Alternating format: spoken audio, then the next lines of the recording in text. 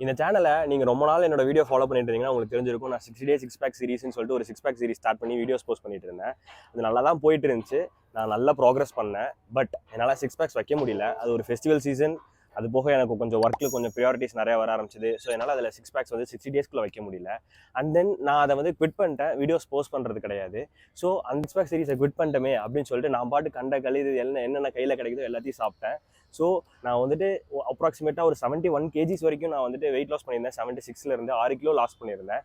But again இப்போ நான் 79 KGs இருக்கேன். ஸோ நான் வந்துட்டு ரீசெண்டாக ஜிம் போய் நான் வெயிட் செக் பண்ணும்போது தான் 79 இருக்கேன்னு சொல்லிட்டு எனக்கே ஃபீல் ஆச்சு.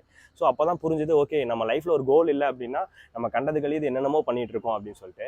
ஸோ அதனால் நான் என்ன பண்ண போகிறேன் அப்படின்னா, நான் ஒன் மோர் சீரிஸ் ஸ்டார்ட் பண்ண போகிறேன். இந்த சீரிஸில் நான் ஃபெயில் ஆகிறேன்னா பாஸ் ஆகிறேனாங்கிறது எனக்கு தெரியாது. But I am going to start. எனக்கு ஒரு கோல் வச்சு அந்த கோலை நோக்கி நான் ஓட போகிறேன்.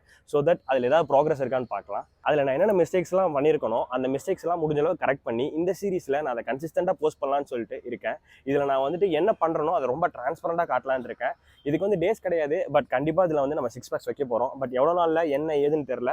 ஏன்னா எல்லாரோட லைஃப்பும் வந்துட்டு பர்ஃபெக்டாக வந்துட்டு 6 பேக்ஸ் ஜிம் கரெக்டான 8 ஹவர்ஸ் ஸ்லீப் அப்படி இருக்க போகிறது கிடையாது.